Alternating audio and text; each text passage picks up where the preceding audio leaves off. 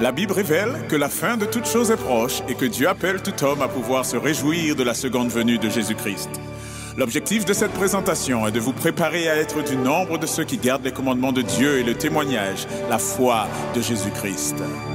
Prions, chers amis.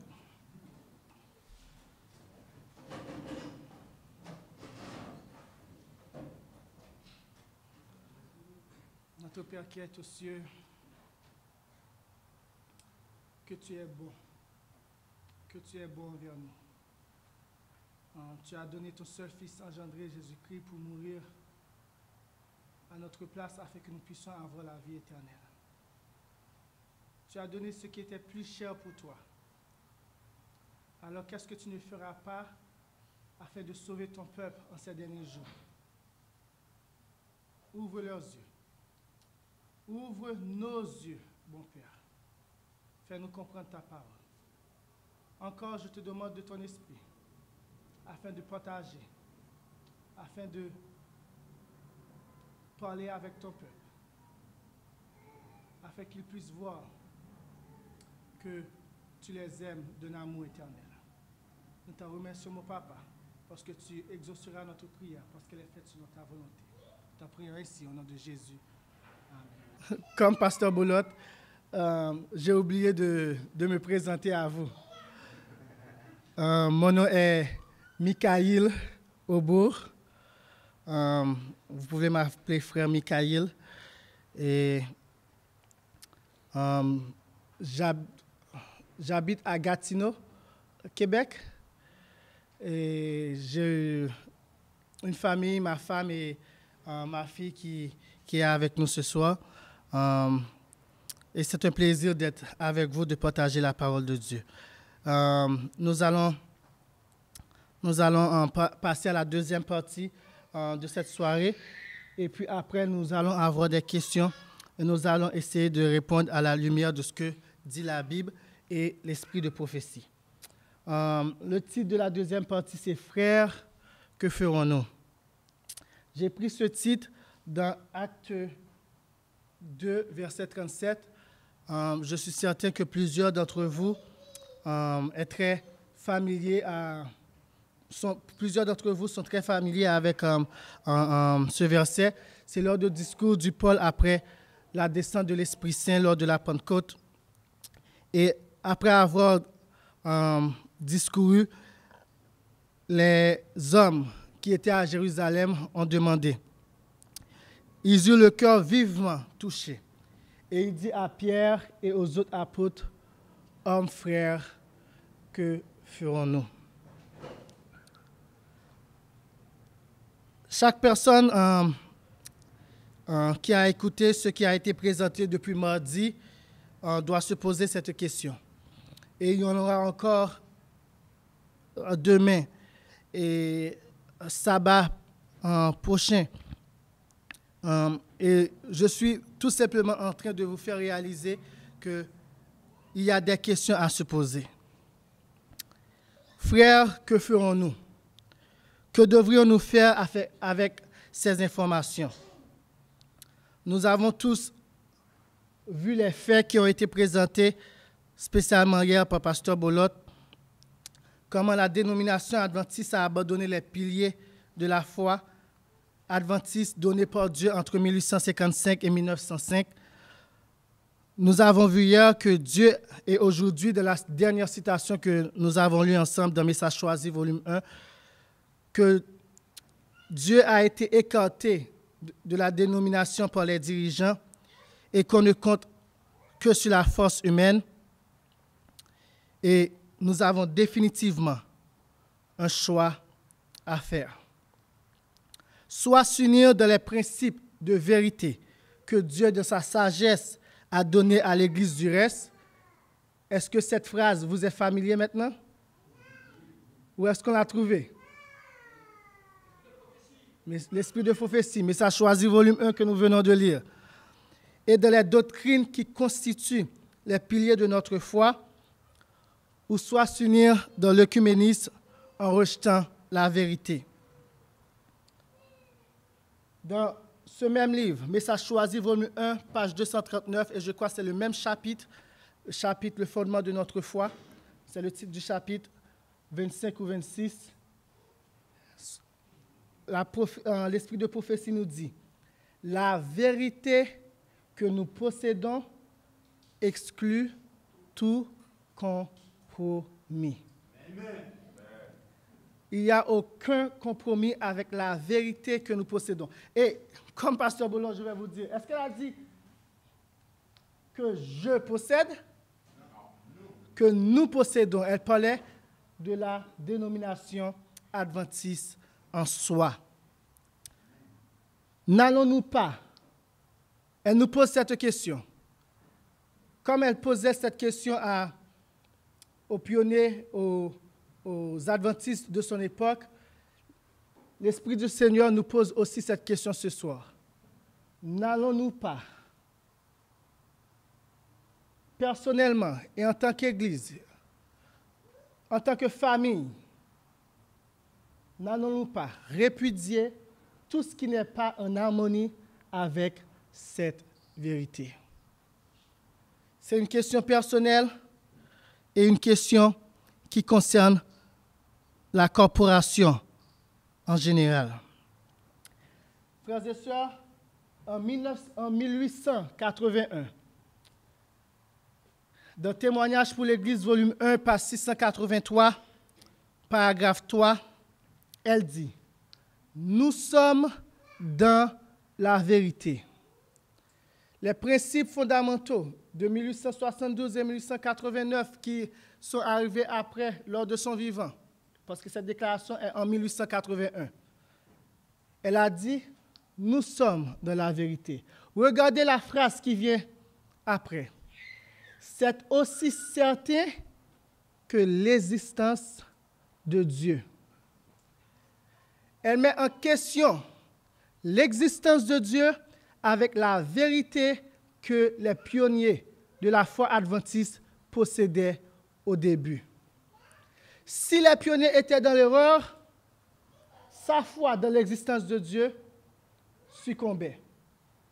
Mais si, avec tout ce que nous avons vu depuis hier et avant-hier, si nous sommes conscients,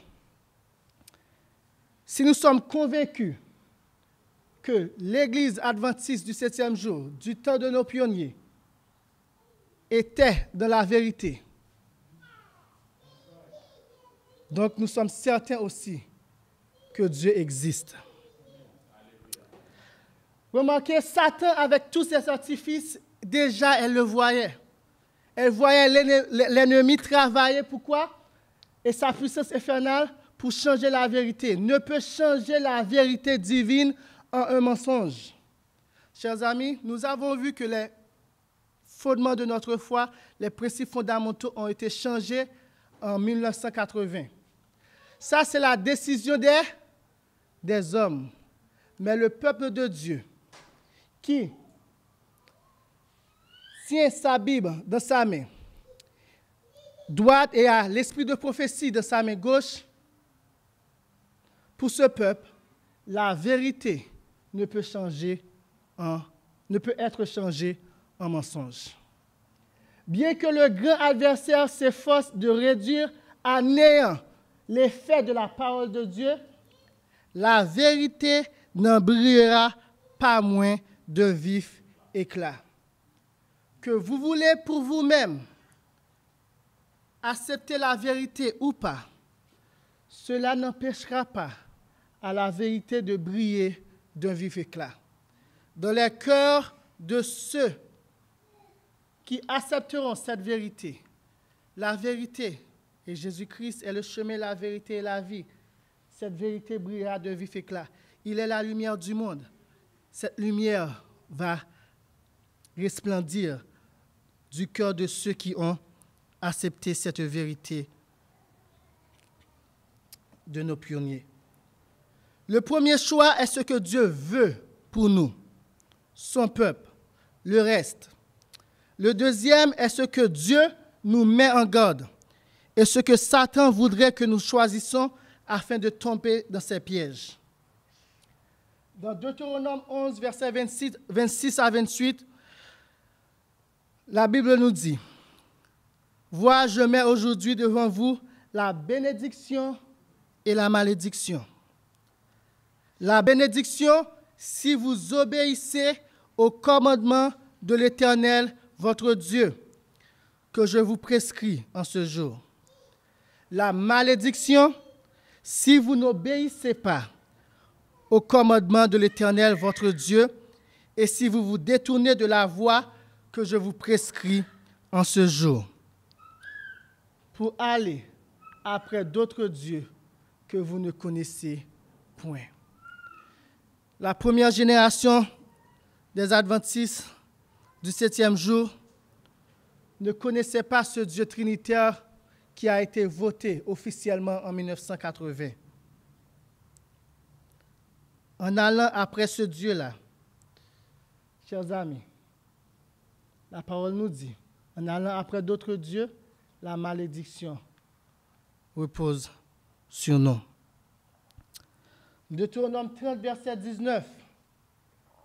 J'en prends aujourd'hui à témoin contre vous le ciel et la terre. J'ai mis devant toi la vie et la mort, la bénédiction et la malédiction. Et l'Éternel nous exhorte. Il plaide avec nous. Choisis la vie. Toi, choisis la vie afin que tu vives. Toi et ta postérité. Toi et tes enfants qui viennent et qui viendront après vous. Nous devons nous unir. Et l'œcuménisme parle d'unité, d'unité, d'unité. Vous voyez, frères et sœurs, nous devons nous unir. Il va tout simplement avoir deux groupes de personnes qui vont s'unir différemment. Christ nous appelle à nous unir. Mais c'est sur quelle base? La vérité. À chaque fois, je pense que... Le Christ, dans Message choisi, volume 1, page 205, paragraphe 3, sera dit, le Christ demande l'unité. Jésus-Christ l'exige. Et il ne nous demande pas de réaliser l'unité dans le mal. Voilà déjà une barrière, un prérequis. Laissez-moi utiliser cette expression de préférence. On ne peut pas s'unir dans le mal. Mais n'oubliez pas, Jésus-Christ demande l'unité. Le Dieu du ciel trace une ligne de démarcation ferme entre ce qui est pur, ce qui élève, ce qui ennoblit et les fausses doctrines qui induisent en erreur. Il nomme le péché et l'impénitence par leur vrai nom. Il y a une expression créole qui dit « voyer roche, cacher main ». Dieu ne fait pas ça. Le péché, il l'appelle par son vrai nom. Il ne passe pas une couche de mortier sur nos méfaits. Et voilà la supplication de Sir White. Et c'est l'Esprit qui est en train de supplier à nous aussi. Je supplie mes frères de s'unir sur une base vraiment scripturaire. Et vous voyez ce vraiment-là, c'est important. Parce que l'œcuménisme vous dit quoi? Jean 17, verset 21 à 23. Il cite la Bible pour s'unir. Mais il faut que cette unité soit faite sur une base vraiment scripturaire, afin que toutes les doctrines, on ne va pas mettre des doctrines à part de côté et puis on va s'unir. On ne va pas simplement prendre une doctrine et puis on s'unit sur cette doctrine-là et les autres, comme ils disent, au ciel, on va s'arranger. Non, il faut que toutes nos doctrines, il faut que cette unité soit basée sur la Bible.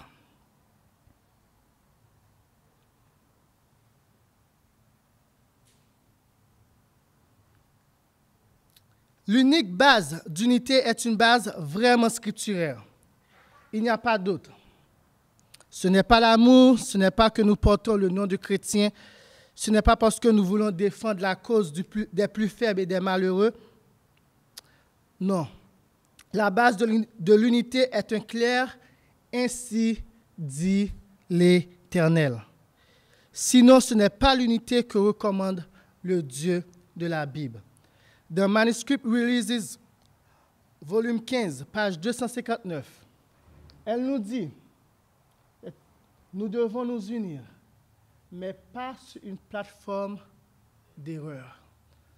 Et nous avons vu que les piliers de notre foi étaient la plateforme de la vérité que Dieu avait donnée et à son peuple au début des 50 premières années. Nous avons un message test à proclamer, faisant référence au message des 3 anges d'Apocalypse 14. Et j'ai été instruite pour dire à notre peuple, unissez-vous, unissez-vous. Mais comment? Mais nous ne devons pas nous unir à ceux qui s'éloignent de la foi. De quelle foi il parle? De la foi biblique, mais cette foi biblique a été aussi donnée à nos pionniers. En prêtant attention aux esprits séducteurs et aux doctrines de démons. Nous devons aller proclamer le message sans prêter attention à ceux qui s'éloignent de la vérité.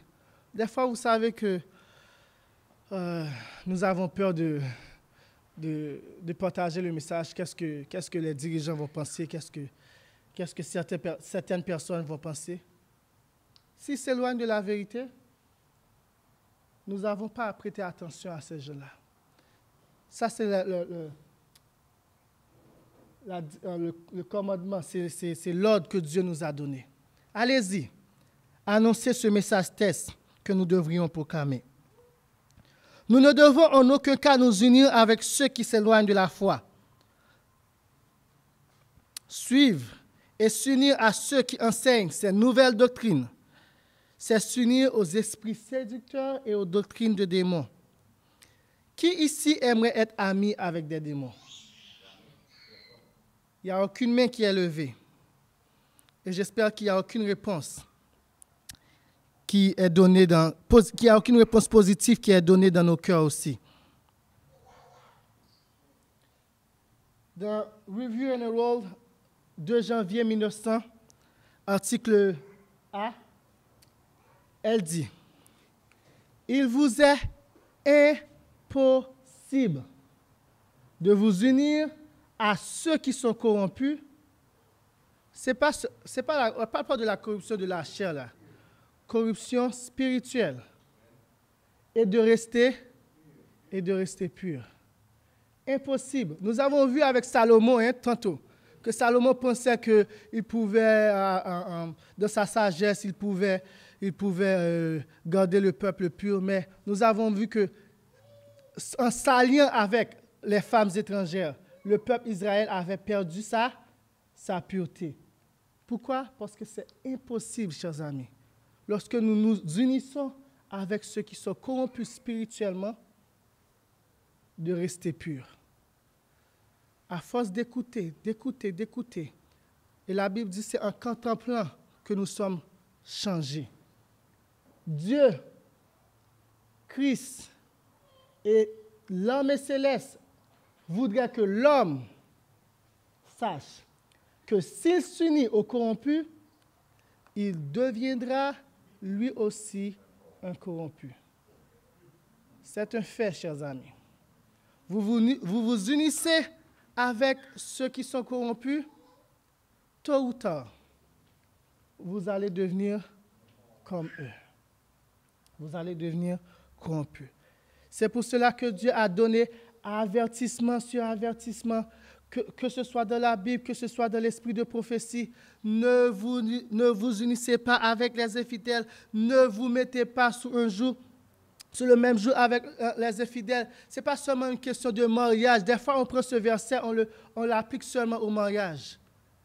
Mais spirituellement parlant, chers amis, s'unir avec les corrompus, on va être corrompus aussi. Impossible de s'unir dans l'œcuménisme et rester pur. Impossible, frère. Je le répète à plusieurs reprises, c'est impossible. Alors qu'il faut s'unir sur la plateforme de la vérité avec ceux qui se tiennent sur cette dernière, l'action opposée est aussi nécessaire. Il faut se séparer de ceux qui s'éloignent de la plateforme de la vérité. Dans Testimonies for the Church, volume 6, page 61, elle dit « L'œuvre du message du troisième ange consiste à séparer des églises un peuple qui prendra position sur la plateforme de la vérité éternelle. » Et je ne vais pas cesser de le répéter. On a vu c'était quoi cette plateforme de la vérité éternelle hier. Et le message du troisième ange, c'est l'œuvre de ce message. C'est de préparer, c'est de séparer des églises. Un peuple qui prendra position fermement, inflexiblement sur la plateforme de la vérité éternelle, qui ne change pas, qui dure éternellement. Je vais essayer d'utiliser des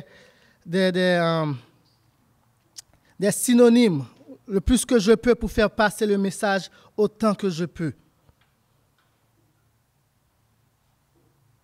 Dans Review and Herald, 9 mai 1899, elle dit, même si vous ne vous sentez peut-être pas capable de dire un mot à ceux qui travaillent sur de faux principes, votre quoi? Votre retrait et votre silence peuvent faire plus que des paroles. Parce que vous savez, des paroles, des fois, vous pouvez dire des choses que vous ne devriez pas dire. Et dans Review and Herald, 28 août en 1900, elle dit, Dieu appelle ceux qui sont volontiers. Aujourd'hui, cette partie va être beaucoup plus courte. Dieu appelle ceux qui sont volontiers à sortir du milieu de ceux qui ne prendront pas position à côté de Christ. Qui est-ce qui fait l'appel? Est-ce que ce sont les hommes? Non. Et qui est-ce que Dieu appelle? Les volontiers. Dieu ne force personne.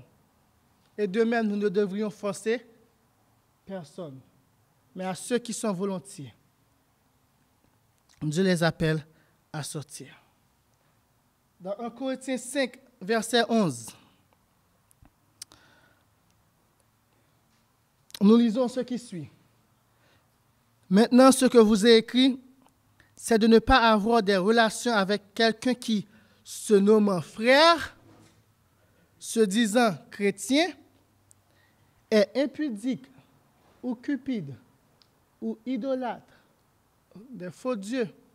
Nous avons vu qu'une mauvaise conception de Dieu est aussi fatale que adorer Baal hier avec Pasteur Boulotte, ou outrageux, ou ivrogne, ou ravisseur, de ne pas même manger avec un tel homme.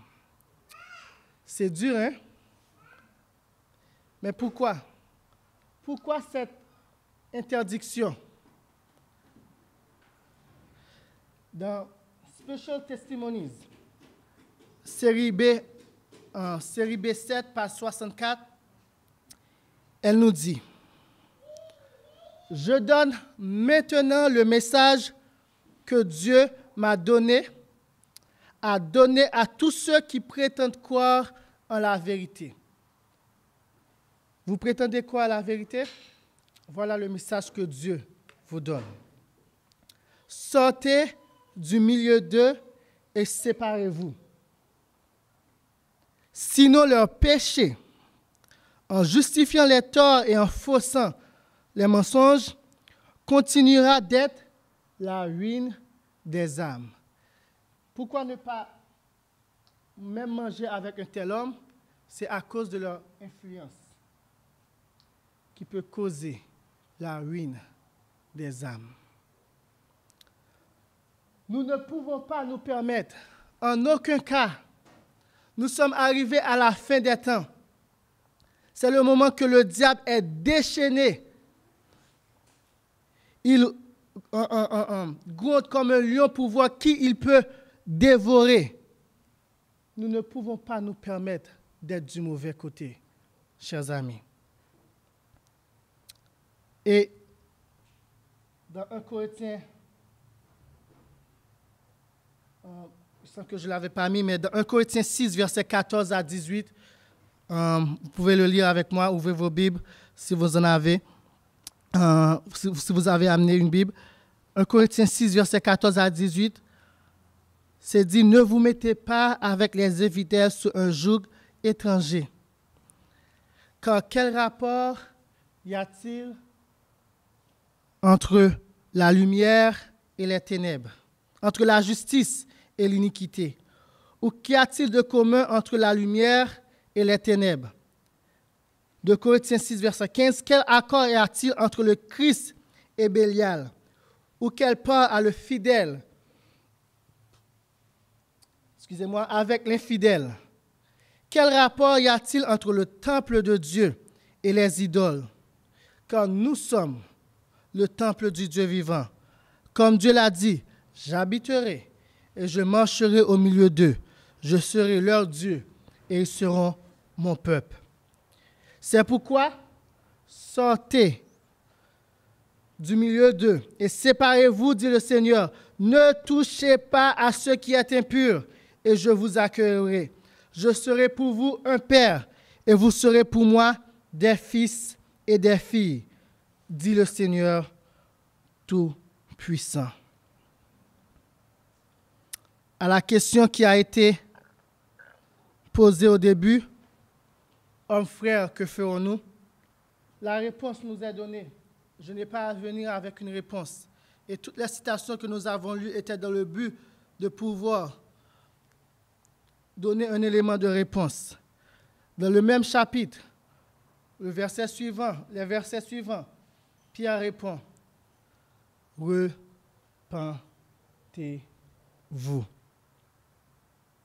Vous vous rappelez au début de mon message, j'avais dit, en exposant et en criant comme Ésaïe 58 a dit, à plein voix les péchés à plein gosier les péchés de mon peuple. Vous vous rappelez que je vous avais dit, ce n'est pas pour pointer du doigt ou pour condamner, mais c'est pour appeler à la repentance.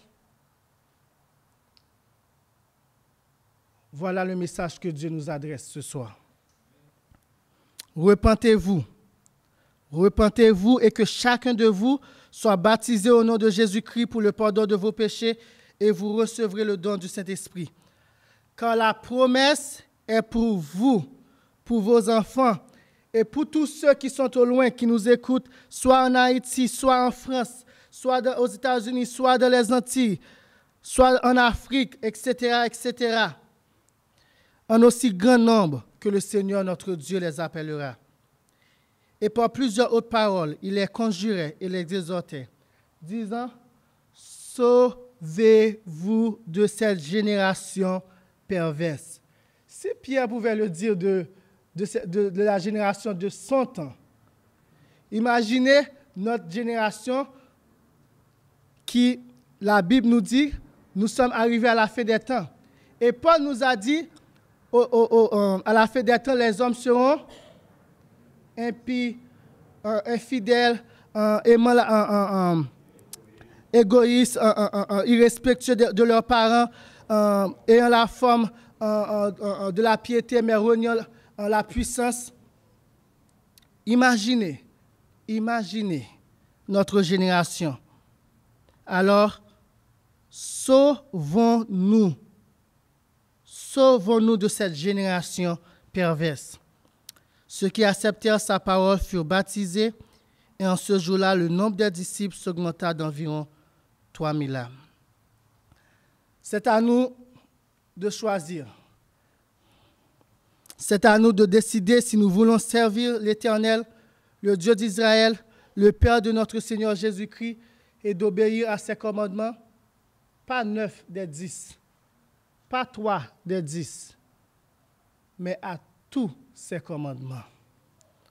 À toute parole qui sort de la bouche de Dieu.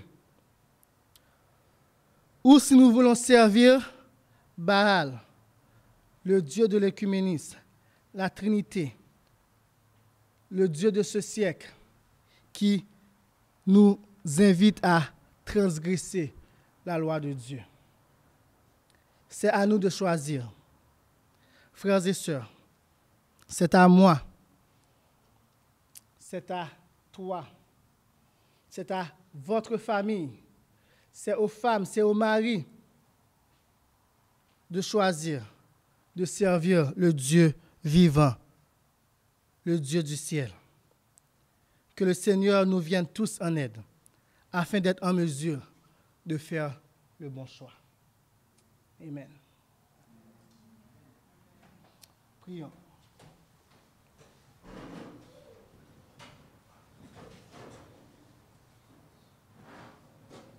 Notre Père qui est aux cieux, merci pour ton amour. Merci parce que cet amour se renouvelle à chaque matin. Merci parce que tu nous aimes d'un amour éternel qui ne cesse jamais. Merci parce que tu nous exhortes à choisir la vie. Parce que tu veux que nous soyons à tes côtés et à jouir des joies sans fin que tu prépares pour ton peuple. Bon papa, nous sommes faibles. Nous sommes accoutumés à transgresser ta sainte loi. À plusieurs reprises, nous disons dans nos cœurs, nous prêtons même serment, nous faisons même des vœux. Oh papa, à partir d'aujourd'hui, nous allons t'obéir. Mais à chaque fois, nous comptons sur nos forces, nous comptons sur notre sagesse et nous nous désobéissons, mon papa. Mais aujourd'hui, tu nous as fait comprendre que la promesse est à nous et à nos enfants. La promesse de ton Saint-Esprit, c'est ce Saint-Esprit que tu as dit que tu mettras dans nos cœurs afin que nous puissions observer tes commandements, garder ton alliance, obéir à ta sainte loi. Nous le voulons, mon papa. Donne-nous de ton esprit. Fais-nous tes enfants, des enfants obéissants, des enfants de la justice, des enfants qui haïssent l'iniquité et qui aiment la bonté, la justice, qui aiment la miséricorde. Donnez-nous un amour aussi pour ton peuple, pour ceux qui périssent, afin que nous puissions les annoncer l'évangile éternel que tu nous as confié. Permets que nous puissions choisir la vérité et demeurer sur cette plateforme que tu as donnée à ton peuple au début du mouvement adventiste, qui résistera au vent et aux marées, à quelle que soit la tempête qui s'en vienne, et afin que nous puissions rejeter cette nouvelle organisation, ces nouvelles doctrines qui ne résisteront pas aux tempêtes parce que c'est bâti, c'est construit sur le sable. C'est notre requête de ce soir. Nous voulons être tes serviteurs, tes enfants. Fais-nous grâce. Nous t'en prions au nom de Jésus qui règne au siècle des siècles. Merci d'avoir écouté cette présentation avec intérêt. Pour plus d'informations, consultez notre site internet lereste.org et suivez-nous sur Facebook ainsi que sur YouTube à @lereste. Vous pouvez aussi nous contacter par email à info@lereste.org ou par téléphone au +33 6 12 60 13 69.